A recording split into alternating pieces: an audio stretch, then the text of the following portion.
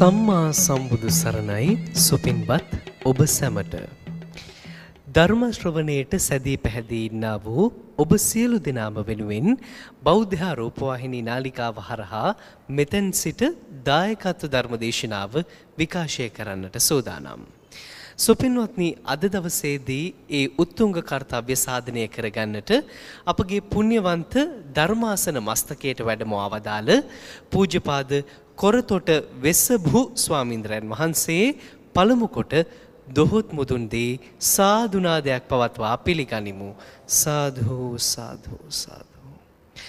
අද දවසේදී මේ උතුම් ධර්මානුශාසනාව මුළු මහත් ලෝක සත්වයා කෙරෙහිම sannivedanaya කිරීමේ අරමුණින් තම සදැහැති දායකත්වය ලබා දී කටයුතු කරන්නේ ගම්පහ කොළඹ පාරේ අංක 366 දරණ නිවසේ පදිංචි රාජ් කුලතුංග මහත්මයා, සුමිත්‍රා කුලතුංග මහත්මිය, දරුවන් වන ධනුක්ෂි කුලතුංග සහ දමිත් කුලතුංග යන ඒ පින්වත් පවුලේ පිරිස එක්රැස්වයි අද දායකත්වය ලබා දෙන්නේ. ඒ මතක් කිරීමත් සමගින් අපි සියලු දෙනාම ධර්ම ශ්‍රවණයට පෙර ආතුව තිසරණ සහිත පංචශීලයේ සමාදන් වෙමු. ඒ වෙනුවෙන් අපි හැම දෙනාම නැවත වරක් සාදුනාදයක් පවත්වා නමස්කාර පාඨය තෙවරක් සජ්ජායනා කරමු. සාදු සාදු සාදු. අවසරයි ස්වාමීන්ද්‍රයන් වහන්ස. නමෝ තස් භගවතෝ අරහතෝ සම්මා සම්බුද්දස්ස. නමෝ තස් භගවතෝ අරහතෝ සම්මා සම්බුද්දස්ස. නමෝ තස් භගවතෝ අරහතෝ සම්මා සම්බුද්දස්ස. බුද්ධං සරණං ගච්ඡාමි. බුද්ධං සරණං ගච්ඡාමි. ධම්මං සරණං ගච්ඡාමි. ධම්මං සරණං ගච්ඡාමි. සංඝං සරණං ගච්ඡාමි. සංඝං සරණං ගච්ඡාමි. ဒ ුතියම්පි බුද්ධං සරණං ගච්ඡාමි. ဒ ුතියම්පි බුද්ධං සරණං ගච්ඡාමි. ဒ ුතියම්පි ධම්මං සරණං ගච්ඡාමි. ဒ ුතියම්පි ධම්මං සරණං ගච්ඡාමි. ဒ ුතියම්පි සංඝං සරණං ගච්ඡාමි. ဒ ුතියම්පි සංඝං සරණං ගච්ඡාමි. තතියම්පි බුද්ධං සරණං ගච්ඡාමි.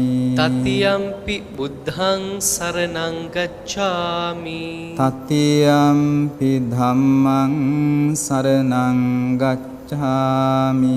තතියම්පි ධම්මං සරණං ගච්ඡාමි. තතියම්පි සංඝං සරණං ගච්ඡාමි. තතියම්පි සංඝං සරණං ගච්ඡාමි. පාණාතිපාතා වේරමණී සික්ඛාපදං සමාදියාමි. පාණාතිපාතා වේරමණී සික්ඛාපදං සමාදියාමි. අදින්නාදානා වේරමණී සික්ඛාපදං සමාදියාමි. අදින්නාදානා වේරමණී සික්ඛාපදං සමාදියාමි. කාමේසු මිච්ඡාචාරා වේරමණී සික්ඛාපදං සමාදියාමි. කාමේසු මිච්ඡාචාරා වේරමණී සික්ඛාපදං සමාදියාමි. මුසාවාදා වේරමණී සික්ඛාපදං සමාදියාමි. මුසාවාදා වේරමණී සික්ඛාපදං සමාදියාමි. සුරාමේරය මජ්ජපමා දට්ඨානා වේරමණී සික්ඛාපදං සමාදියාමි. සුරාමේරය මජ්ජපමා දට්ඨානා වේරමණී සික්ඛාපදං සමාදියාමි. සමන්ත චක්ඛවාලේසු අත්‍රා ගච්ඡන්තු දේවතා සද්ධම්මං මුනි රාජස්ස සුනන්තු සග්ග මොක්ඛදං ධම්ම ශ්‍රවණ කාලෝ අයං භදන්තා ධම්ම ශ්‍රවණ කාලෝ අයං භදන්තා ධම්ම ශ්‍රවණ කාලෝ අයං භදන්තා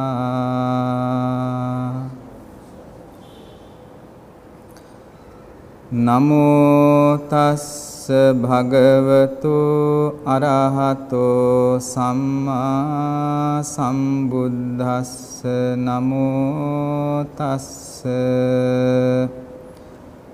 භගවතු අරහතෝ සම්මා සම්බුද්දස්ස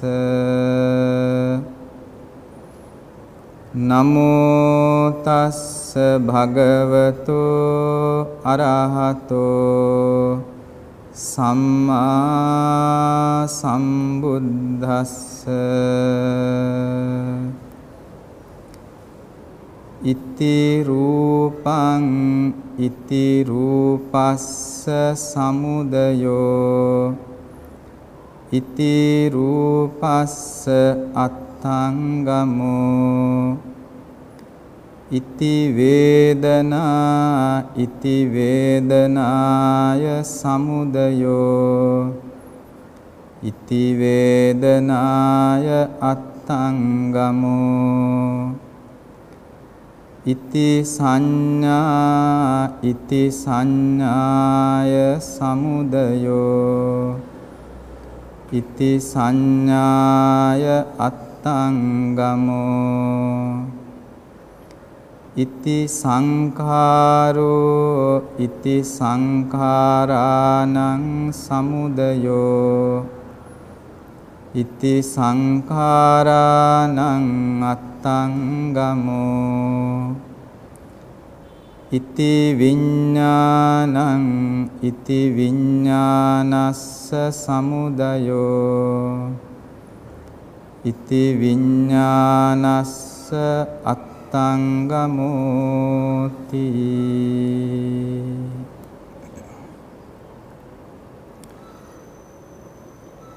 සදහවත් වාසනාවන්ත පින්නතුනි අද මේ පින්වත් පිරිස ඊටාම උතුම් පින්කමක් සිද්ධ කරන්නට සූදානම් වන අවස්ථාව රාජ් කුලතුංග මහත්මාත් සුමිත්‍රා කුලතුංග මහත්මනියත් ධනුක්ෂී කුලතුංග දුව දමිත් කුලතුංග පුතා මේ බොහෝ පිරිසක් සහභාගී කරවගෙන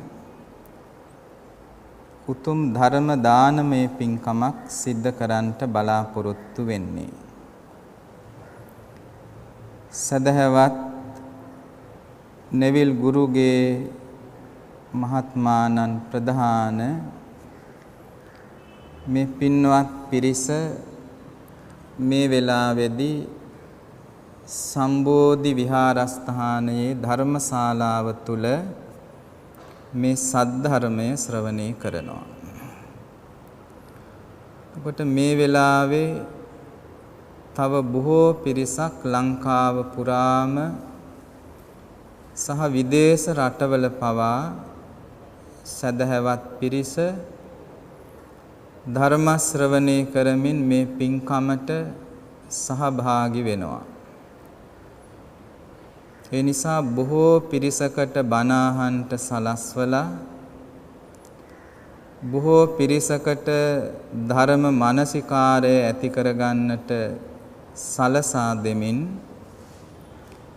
මේ පින්නතුන් සිදු කරන්නේ ඊටාම උසස් පින්කමක් බව සිහිපත් කරන්නට ඕනේ. දමිත් කුලතුංග තරුණ මහත්මයා ඕස්ට්‍රේලියාවේ සිට මේ නිවාඩුවක් සඳහා ලංකාවට පැමුණුණු වෙලාවේ විවිධ පින්කම් මේ කාලය තුල සිදු කරනවා වගේම මේ ධර්ම දේශනාමය පින්කමත් දමිත් කුලතුංග තරුණ මහත්මයාගේ මූලිකත්වයෙන් අදහසක් අනුව සිද්ධ කරන බවයි අපි දැනගත්තේ. මේ ධර්මානුශාසනාවට ආරාධනා කරනකොටම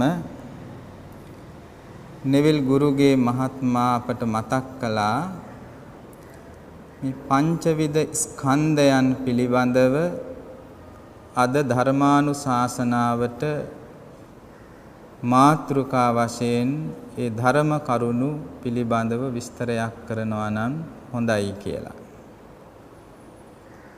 බුදුදහමේ උගන්වන ඊටාම උසස් දේශනයක් මේ පංචස්කන්ධය පිළිබඳව තිබෙන දේශනය.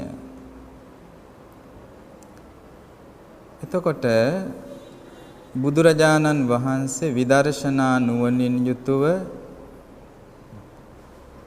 අවබෝධ කරගත්ත කරුණු පහක් මෙතන තියෙනවා.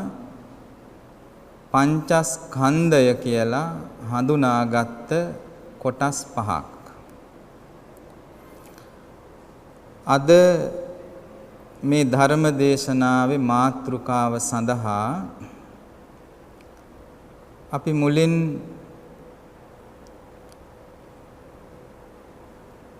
දස බල සූත්‍රයේහි දැක්වෙන මේ පංචස්කන්ධය පිළිබඳව විස්තර කරන තැන බුදුරජාණන් වහන්සේ දේශනා කළ සූත්‍ර පාඨයක් මාතෘකා කළා.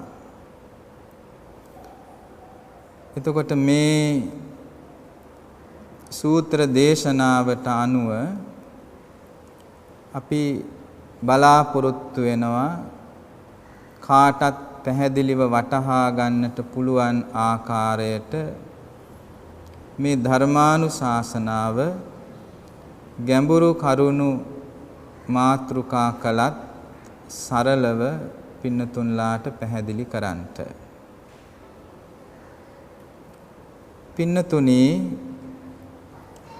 මේ සූත්‍ර දේශනාවේ අපි මාතෘකා කළ පාඨයේහි බුදුරජාණන් වහන්සේ දේශනා කරනවා ඉති රූපං ඉති රූපස්ස සමුදයෝ ඉති රූපස්ස අත්ථංගමෝ. මේ රූපයයි මේ රූපය හටගන්න ආකාරයයි මේ රූපයයි නිරෝධ වීමයි. මේ වේදනාවයි මේ වේදනාව හටගන්නා ආකාරයයි මේ වේදනාව නිරුද්ධ වන ආකාරයයි. මේ සංඥාවයි මේ සංඥාව හටගන්න ආකාරයයි මේ සංඥාව නිරුද්ධ වන ආකාරයයි. මේ සංඛාරයයි මේ සංඛාරය හටගන්න ආකාරයයි මේ සංඛාරයේහි නිරෝධයයි. මේ විඥානයයි මේ විඥානයේහි හට ගැනීමයි මේ විඥානයේහි නිරෝධයයි. දැන් මෙතන තිබෙනවා ස්කන්ධ වශයෙන් හඳුනාගත්ත කොටස් පහක්. ඒ තමයි වේදනා ස්කන්ධය, සංඥා ස්කන්ධය, සංඛාර ස්කන්ධය, විඥාන ස්කන්ධය සහ රූප ස්කන්ධය. එතකොට මේ ස්කන්ධ පහට අපි කියනවා පංචස්කන්ධය කියලා. මේ ගොඩවල් පහට කියනවා පංචස්කන්ධය කියලා. එතකොට පින්නතුල්ලා අහලා තියෙනවා පංචස්කන්ධය පංච උපාදානස්කන්ධය කියලා මේ ස්කන්ධ පහ නම් කරන ආකාර දෙකක්.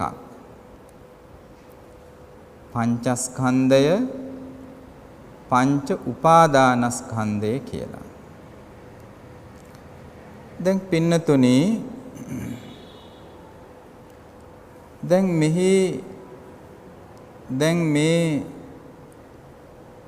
මේ ස්කන්ධ පංචකය ගත්තහම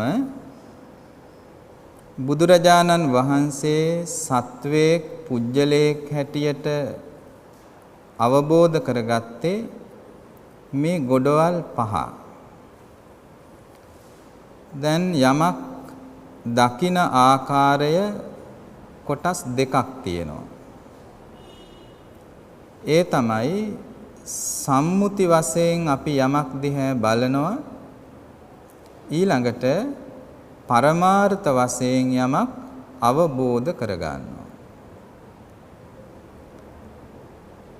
සම්මුති වශයෙන් යමක් දකිනවා කියලා කියන්නේ දැන් අපිට පුළුවන් කෙනෙක් දිහා බලලා මේ අහවල් කෙනා කියලා හිතින් දකින්න අරමුණු කරන්න. අපි කෙනෙක් දිහා බලලා එයාගේ නම දන්නවා නම් අපි එයාගේ නම සිහි කරලා මේ ඉන්නේ මේ අහවල් කෙනා කියලා අපි එයා දිහා බලනවා, අරමුණු කරනවා. එතකොට එතන තියෙන්නේ සම්මුති වශයෙන් අපි මේ ඇස් දෙකෙන් කෙනෙක් දිහා දකින බලන ආකාරය. තව විදිහක් තමයි එතන දැකීම කියලා කිව්වට තියෙන්නේ අවබෝධය. ඒ අවබෝධය මොකද්ද? පරමාර්ථ වශයෙන් යමක් අවබෝධ කරගන්නවා. එතකොට ඒ අවබෝධය ඇස් දෙකෙන් කෙනෙක් දිහා බලලා නෙමෙයි අපි අරගන්නේ. ඇස් දෙකෙන් බලන්නේ නැතුව අපි අවබෝධයෙන් දකිනවා, නුවණින් දකිනවා. ඒ නුවණින් දකින්නේ කොහොමද? සත්වයේ පුජ්‍යලයක් වශයෙන් ගන්නව නෙමෙයි. එතන ස්කන්ධ පංචකයක් හැටියට නුවණින් අවබෝධ කරගන්නවා. එතකොට බුදුරජාණන් වහන්සේ තථාගතයන් වහන්සේගේ මහා විදර්ශනා ඥාන සම්භාරය තුල තථාගතයන් වහන්සේ මෙන්න මේ කියන උත්තරීතර ඥානයටපත් වුණා. දැන් භාග්‍යවතුන් වහන්සේ අපටත් අනුශාසනා කරන්නේ මේ අවබෝධය තුල තමයි අපිට ධර්මාවබෝධයටපත් වෙන්නට පුළුවන්කම තිබෙන්නේ. ඒ නිසා බුදුරජාණන් වහන්සේ දේශනා කළ ඊටාම උසස් අනුශාසනාවක් මේ පංචස්කන්ධ විභාගය පිළිබඳව තිබෙන අනුශාසනාව. බුදුදහමෙහි දැක්වෙන ඊටාම උසස් ධර්මකාරණා, ඒ වගේම ගැඹුරු ධර්මකාරණා මේ පංචස්කන්ධ විභාගය මුල් කරගෙන තථාගතයන් වහන්සේ දේශනා කරලා තිබෙනවා. දැන් පින්නතුනි මේ ස්කන්ධ පංචකයෙහි තිබෙන රූප වේදනා සංඥා සංඛාර විඥාන කියන ස්කන්ධ පහ අපි අපේ සාමාන්‍ය නුවණින් හෝ හඳුනා ගන්නවා නම් ඒ හඳුනා ගැනීම අපිට බොහොම ප්‍රයෝජනවත් වෙනවා. ඇයි අපිට එය ප්‍රයෝජනවත් වෙන්නේ? අපිට යථාබෝධයට පැමිණීම සඳහා ඒ ඇති කරගන්න දැනුම, ඒ ඇති කරගන්න අවබෝධය අපිට උපකාරී වෙනවා. දැන් අපි නිතරම අහන වචන දෙකක් තමයි නාම රූප කියන මේ වචන දෙක. නාම රූප. එතකොට මෙහි නාම කියලා කියන්නේ අපි ඒවා හඳුනා ගත්තොත් නාම ධර්ම කියලා කියන්නේ අපේ මානසික ධර්ම වලට. නාම ධර්ම කියනවා මානසික ධර්ම වලට. දැන් සාමාන්‍යයෙන් නාමයක් කියලා අපි කතා විවහාරයේදී ගන්නේ දැන් කෙනෙකුගේ හඳුනා ගැනීම සඳහා කෙනෙක් හඳුනා ගැනීම සඳහා තිබෙන Tamanගේ ගෝත්‍ර පෙළපත් නාමය වෙන්න පුළුවන්. එහෙම නැත්නම් මව්පියන් විසින් නම් කරන ලද නමක් වෙන්න පුළුවන්. ඒකට කියනවා සාමාන්‍යයෙන් කතා විවහාරයේදී නාමය කියලා. බුදුදහමේ නාමය කියලා කියන්නේ එහෙම එකක් නෙමෙයි. බුදුදහමේ නාමය කියලා හඳුන්වන්නේ අපගේ මානසික ධර්මතා. එතකොට ඒක කොටස් දෙකකට බෙදෙනවා. චිත්ත චෛතසික කියලා. කොටස් දෙකකට බෙදෙනවා චිත්ත චෛතසික කියලා. එතකොට මෙතන සිත තියෙනවා. ඒ වගේම ඒ සිතෙහි හටගන්නා සිතුවිලි තිබෙනවා. ඒ සිතුවිලි වලට කියනවා චෛතසික ධර්ම කියලා. චිත්ත චෛතසික ධර්ම. ඊළඟට දැන් ඒවා නාම ධර්ම. ඒවට කියනවා නාම ධර්ම කියලා. ඊළඟට රූප කියලා කියන්නේ මානසික නොවන නාම ධර්ම නොවන අන් සියල්ලටම කියනවා රූප ධර්ම කියලා. දැන් අපි රූපයක් කියලා කියන්නේ අපිට ඇහෙන් දකින්න පුළුවන් ඇහෙන් දකින යම් කිසි දර්ශනයක් එහෙම නැත්නම් පින්තූරයක් මේ වගේ දෙයකට අපි රූප කියලා කියනවා. දැන් බුදුදහමේ රූප කියලා කියන්නේ ඒ විතරක් නෙමෙයි. බුදුදහමේ රූප කියලා කියන්නේ ඇහෙන් දකින පින්තූර චිත්‍ර සිතුවම් ආදී ඒවාට විතරක් නෙමෙයි. රූප කියලා කියන්නේ මානසික නොවන යම් දෙයක් තියනවාද චිත්තචෛතසික වලට අයිති නැති චිත්තචෛතසික වලට ඇතුළත් නොවන යම් පමණක් තියනවාද ඒ සියල්ලටම කියනවා රූප කියලා. දැන් ඔය ශබ්දය කියන එකත් අපි අරගන්නේ රූපයක් හැටියටනේ. ඒකට කියනවා ශබ්ද රූප කියලා. ශබ්ද රූප. එතකොට ශබ්දය ඇහැට පේන එකක් නෙමෙයිනේ. කනට අරමුණු වෙන එකක්. දැන් ගඳ සුවඳ කියලා ගත්තාම ඒවත් බුදුදහමෙහි රූප කියලා අපි හඳුනාගන්නේ. ගන්ධ රූප. මේ විදිහට චිත්තචෛතසික නොවන සෑම දෙයක්ම හඳුනා ගන්නවා රූප ධර්මතා කියලා. එතකොට මතක තියාගන්න ඕනේ අපි නාම කියලා කියන්නේ මොනවද කියලා දුන්නා. රූප කියලා කියන්නේ මොනවද කියලා දුන්නා. දැන් මේකට කියනවා නාම රූප. දැන් මේ නාම රූප කියන මේ කොටස් දෙක කොටස් පහකට වෙන් කරන්න පුළුවන්. කොටස් පහකට වෙන් කරන්න පුළුවන්. මොනවද මේ කොටස් පහ?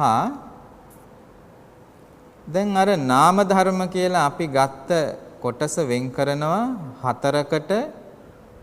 වේදනා, සංඥා, සංඛාර, විඥාන කියලා. එතකොට එතන තියෙනවා ස්කන්ධ වශයෙන් ගත්තාම හතරක්. වේදනා ස්කන්ධය, සංඥා ස්කන්ධය, සංඛාර ස්කන්ධය, විඥාන ස්කන්ධය. මේ කොටස් පහකට බෙදුනේ මොනවද? අර නාම ධර්මතා. එහෙම නැත්නම් නාම ස්කන්ධය. ඊළඟට අර රූප වෙන් කරනවා රූපස්කන්ධය කියලා. එතකොට ස්කන්ධ වශයෙන් මෙතන තියෙනවා මෙහෙම බෙදුනහම පහක්. රූප, වේදනා, සංඥා, සංඛාර, විඥාන කියලා.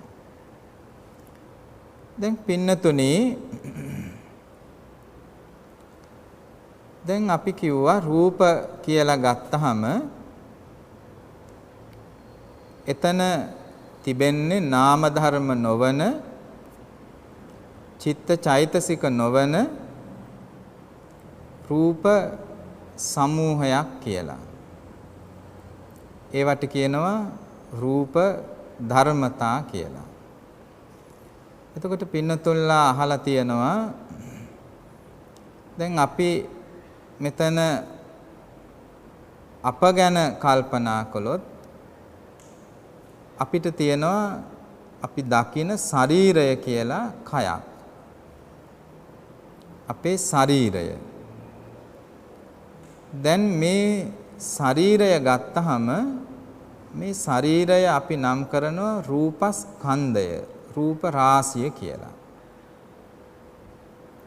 එතකොට මෙහි පඨවි, ආපෝ, තේජෝ, වායෝ කියන සතර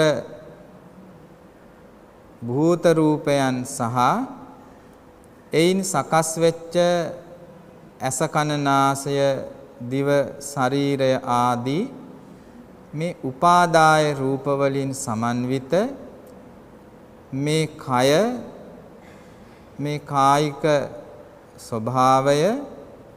එතකොට මේක රූපස්කන්ධය හැටියට ගන්න. ඊළඟට මේ කය පින්නතුනි කයට පමණක් කටයුතු කරන්න බෑ. ශරීරයට පමණක් කටයුතු කරන්න බෑ. ශරීරය කටයුතු කරවන්න තිබෙන්න ඕනේ යම්කිසි ශක්තියක්. ඒක තමයි චිත්ත චෛතසික කියලා කියන්නේ. එහෙමනම් එතන වේදනා, සංඥා, සංඛාර, විඥාන කියන මේ නාමස්කන්ධ නිසයි රූපස්කන්ධය ක්‍රියාත්මක වෙන්නේ. දැන් අපි දැකලා තියෙනවානේ ඔය යම් දේවල් ප්‍රවාහණය කරන්න, ඒ වගේම සමහර වෙලාවට මිනිස්සු පවා ගමන් බිමන් යන්න යොදා ගන්න දෙයක් මේ කරත්ත. අපි කරත්ත දැකලා තියෙනවානේ.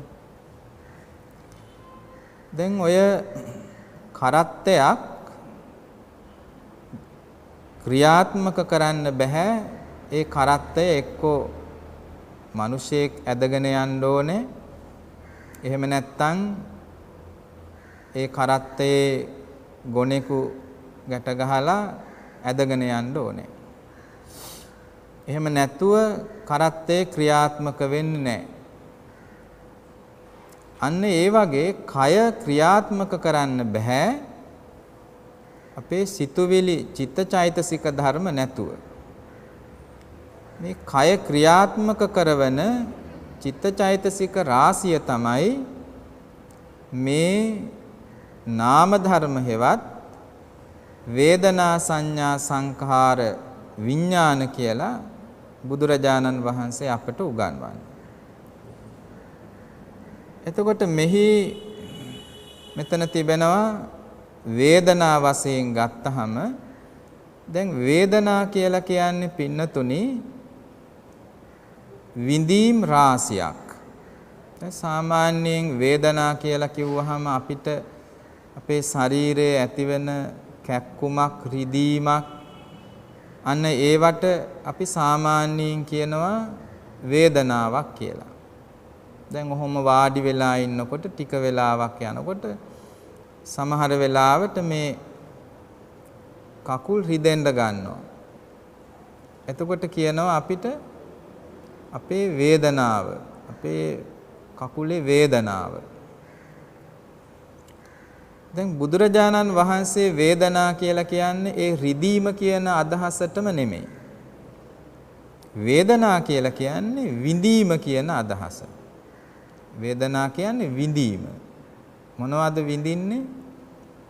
අපි ඇහෙන් කනෙන් නාසයෙන් දිවෙන් ශරීරයෙන් මනසින් ගන්න දේවල් විඳිනවා.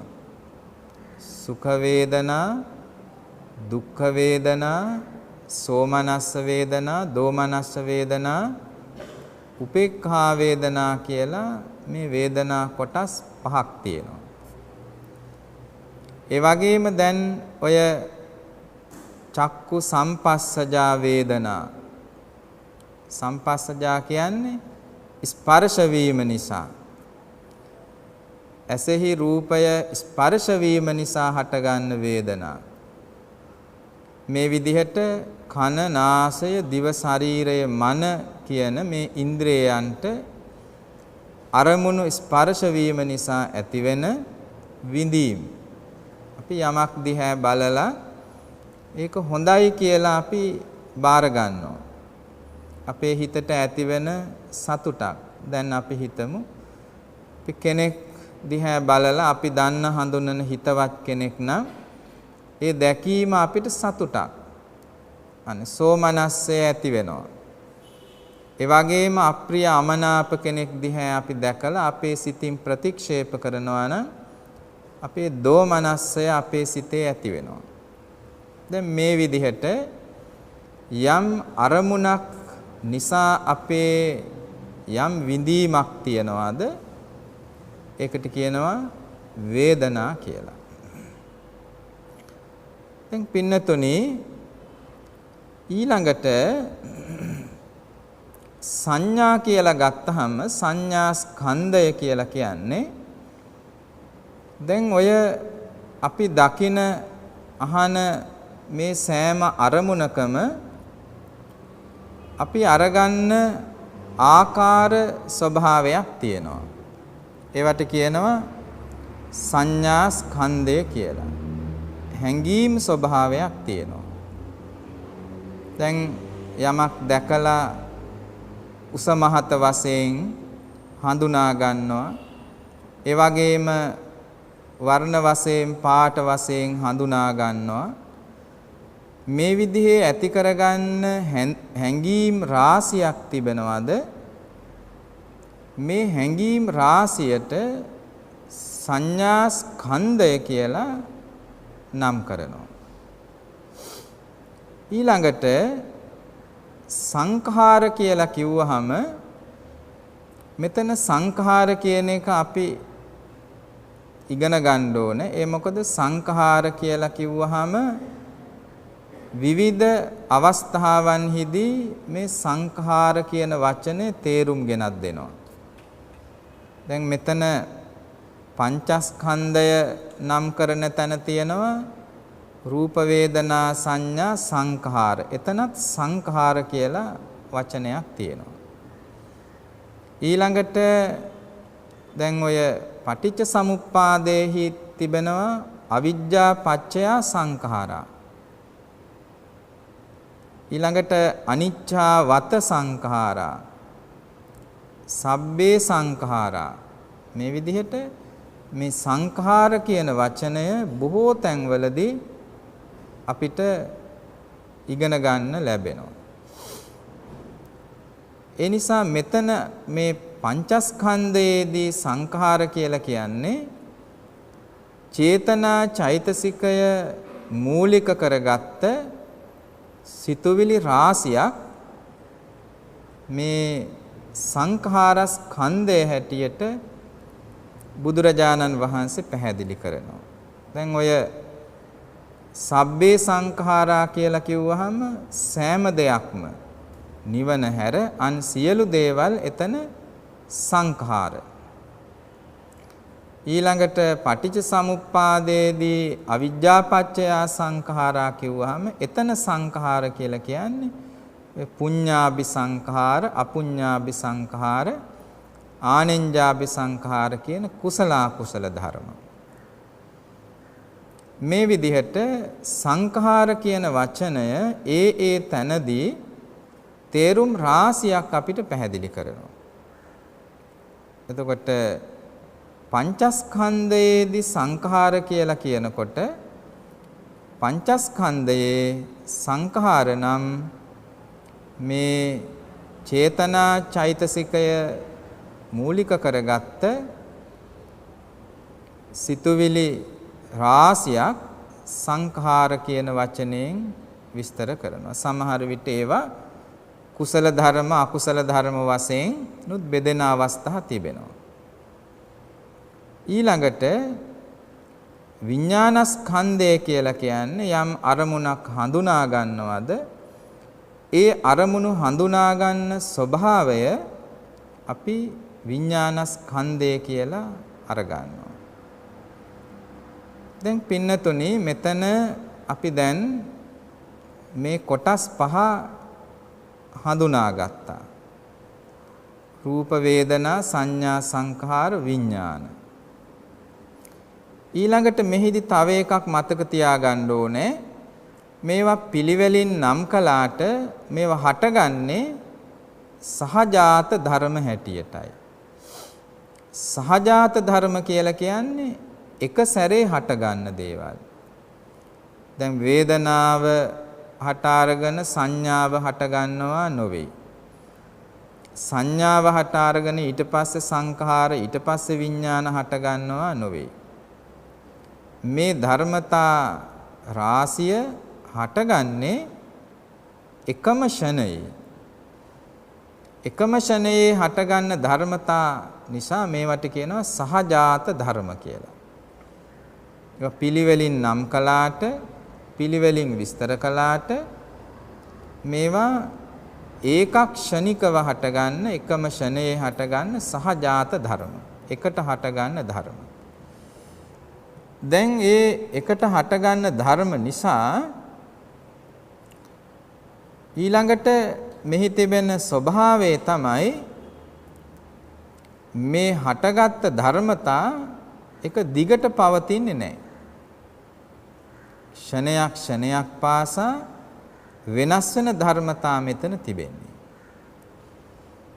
එතකොට මේට උපාදානස්කන්ධ කියලා කියන්නේ මේ හටගන්න ස්කන්ධ පංචකය පිළිබඳව අපි තෘෂ්ණා වශයෙන් ගන්නවද ඒ තෘෂ්ණා වශයෙන් අරගෙන මම මගේ වශයෙන් උපාදාන කරනවද ඒකට කියනවා උපාදානස්කන්ධ කියලා. එතකොට සෑම කෙනෙකුගේම මේ විදර්ශනා නුවණින් මෙය දැක අවබෝධ කර නොගත්ත සෑම කෙනෙක්ම සත්පුජ්‍යල වශයෙන් මම මගේ වශයෙන් මේ ස්කන්ධ පහ අල්ලනවා. ඒ ස්කන්ධ පංචකය සත්පුජ්‍යල වශයෙන් අල්ලන නිසා මෙතන ක්ෂණයක් ක්ෂණයක් පාසාම මෙහි උපාදානස්කන්ධ වශයෙන් මේ ස්කන්ධ පහ හට ගන්නවා. එතකොට උපාදානස්කන්ධ වශයෙන් හට ගන්න නිසා මේවට කියනවා පංච උපාදානස්කන්ධ කියලා. එතකොට පින්නතුනි මේවා කොහෙද තියෙන්නේ? ඊළඟට අපි ගත්තාම කොහෙද මේ ස්කන්ධ පහ තියෙන්නේ? කොහෙද හටගන්නේ? එතකොට බුදුරජාණන් වහන්සේ දේශනා කළා මෙන්න මේ ස්කන්ධ පහට තමයි අපි මේ සසර කියලා කියන්නේ. අපි සංසාරය කියලා නම් කරන්නේ මේ ක්ෂණයක් ක්ෂණයක් පාසා බිඳි බිඳි නැවත නැවත හටගන්න මේ පංචවිධ ස්කන්ධයන්ට. ඒවාට කියනවා සංසාරය කියලා. ඇයි සංසාරය කියන්නේ? සැරිසරන නිසා. සැරිසරන නිසා ඒකට සංසාරය කියලා කියනවා. කොහොමද සැරිසරන්නේ? බුදුරජාණන් වහන්සේ දේශනා කළා කන්ධානං පටිපාටි ධාතු ආයතනානිච අබ්බොච්චින්නං වත්තමානං සංසාරෝති පෞච්චති. එතකොට කන්ධානං පටිපාටි ධාතු ආයතනානිච කියන්නේ ස්කන්ධ වශයෙන් ධාතු වශයෙන් ආයතන වශයෙන් මේ අබ්බොච්චින්නං වත්තමානං. අබ්බොච්චින්නං කියන්නේ නොසිඳී පවත්වනවා, නොසිඳී පවතිනවා. මෙතන නොසිඳී පවතිනවා කියන්නේ වෙනස් වෙන්නේ නැතුව තියනවා කියන එක නෙමෙයි.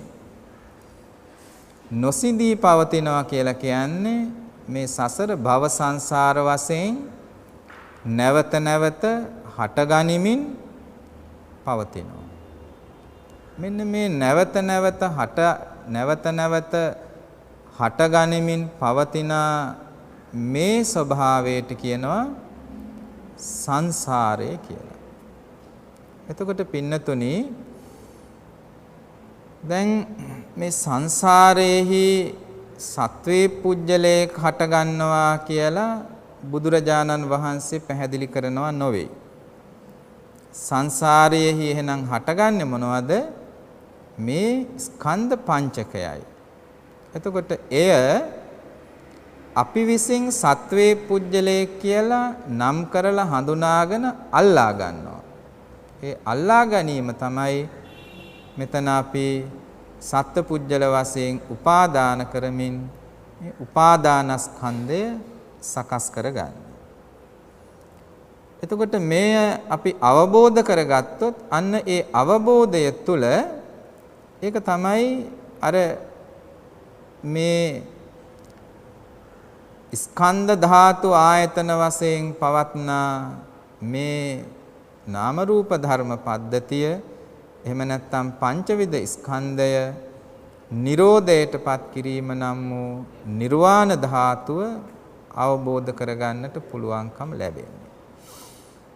එතකොට ඒ අවබෝධය තුළ ඔය උපාදාන වශයෙන් ගන්න සියලු උපාදානයන් නැති කරගෙන තණ්හා මාන දිට්ඨි අවිද්‍යාව කියන මේ සංයෝජන ධර්ම ඒ වගේම මේ ප්‍රපංච ධර්ම ඒවා නැති කරලා දුරු කරලා මේ සසරෙහි එහෙම නැත්නම් මේ පංචවිධ ස්කන්ධයන් හට ගැනීම සඳහා මූලික වන ඔය තණ්හා මාන දිට්ඨි අවිද්‍යාව නැති කරමින් මෙය නැවත නැවත හට ගැනීම නතර කරගන්නට අවස්ථාව ඇති කරගන්නවා. එතකොට කවුද සම්පූර්ණයෙන්ම එය නතර කරන්නේ? බුදුපසේ බුදු මහරහතන් වහන්සේලා. දැන් උන්වහන්සේලාගේ පිරිනිවන් පෑමේදී උන්වහන්සේලාගේ අවසාන චුතිසිතෙහිදී දැන් සාමාන්‍යයෙන් අපි මරණයටපත් වුණොත් අපේ අවසාන චුතිසිත ප්‍රතිසන්දියක් සඳහා සකස් වෙනවා. අපේ චුතිසිත ප්‍රතිසන්දියක් සඳහා සකස් වෙනවා. රහතන් වහන්සේගේ චුතිසිත ප්‍රතිසන්දියක් සඳහා සකස් වෙන්නේ නැහැ. ඒ කියන්නේ නැවත ස්කන්ධ පහක් සකස් වෙන්නේ නැහැ. ඒ නැවත ස්කන්ධ පහක් සකස් වීමක් නොවි නිවීමට කියනවා පරිනිර්වාණ ධාතු කියලා.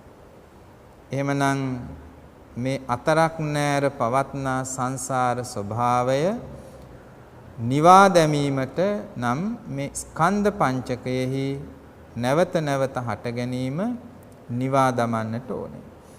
ඒ නිවා දැමීම සඳහා අපේ සිත් සතන් තුළ මේ ඇති කරගන්න අවබෝධයන් විදර්ශනා වශයෙන් පුරුදු කරලා ඒ තුළ සීල සමාධි ප්‍රඥා කියන ත්‍රි ශික්ෂා ධර්මයන් තුලින් පිට චතුරාර්ය සත්‍ය අවබෝධ කොටගෙන සෝවාන් ආදී මගඵල පිළිවෙලින් අග්‍ර අමා මහ නිර්වාණ ධාතුව සාක්ෂාත් කරගන්නට මේ පංචස්කන්ධේ නිවා දමා සැනසීම ඇති කරගන්නට පරිනිර්වාණ ධාතුවටපත් වෙන්නට අපි සියලු දෙනාටම හේතු වේවා වාසනාව වේවා කියලා ප්‍රාර්ථනා කරන්න ඕනේ.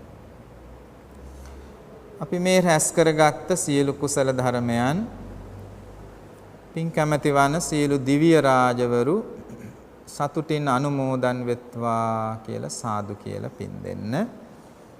ඒ වගේම අද මේ පින්කම සිද්ධ කිරීමෙන් පරලොව සැපත් වුණා වූ දෙමව්පියන් ඇතුළු බොහෝ දෙනෙක් සිහිපත් කරලා පින් අනුමෝදන් කරන්නට බලාපොරොත්තු වෙනවා. ඒ අතර සුමිත්‍රා කුලතුංග මහත්මණියගේ ආදරබර දෙමව්පිය දෙපළ වන සැන්ඩීද සේරම් මහත්මාත් ඒ වගේම ස්ටෙලාද සේරම් මහත්මියත් රාජ් කුලතුංග මහත්මාගේ දෙමව්පිය දෙපළ වන සැම්සන් කුලතුංග මහත්මාත් ලලිතා කුලතුංග මහත්මියත් ඒ ගුණබර දෙමව්පියවරු ඇතුළු මියගිය සියලු ඥාති හිත මිත්‍රාදීන්ට ධර්ම ශ්‍රවණයට පැමිණි හැමදෙනාගේම මියගිය ඥාතීන්ටත් මේ කුසල් පරලොව සුගතියෙන් සුගතිය පිණිස වේවා සැපතින් සැපත පිණිස වේවා මතු ලෞතුරා නිවනින් සැනසීම ලබන්නට මේ සියලු කුසල් හේතු වේවා කියලා ප්‍රාර්ථනා කරලා පින් දෙමු. අද ධර්මානුශාසනාවේ දායකත්වය දරමින් ගම්පහ කොළඹ පාරේ අංක 366 නිවසේහි පදිංචි රාජ් කුලතුංග මහත්මයා සුමිත්‍රා කුලතුංග මහත්මිය දරු දෙපළ වන ධනුක්ෂී කුලතුංග දුව සහ දමිත් කුලතුංග පුතා මේ පින්වත් පිරිස අද මේ ධර්ම දේශනාවේ දායකත්වයේ දරමින් ඥාති හිත මිත්‍ර බොහෝ දෙනෙක් මේ සඳහා සහභාගී කරවගෙන බොහොම ශ්‍රද්ධාවෙන් මේ පින්කම සිද්ධ කරන්නේ. නෙවිල් ගුරුගේ මහත්මයා මේ ධර්මානුශාසනාව සඳහා අපිට ආරාධනා කරන අවස්ථාවේදීම මතක් කළා මේ පින්කමෙහි මූලිකත්වය දමිත් කුලතුංග තරුණ මහත්මයා එතුමාගේ අදහසක් අනුව මේ ධර්ම දේශනාව සිද්ධ කරන බව.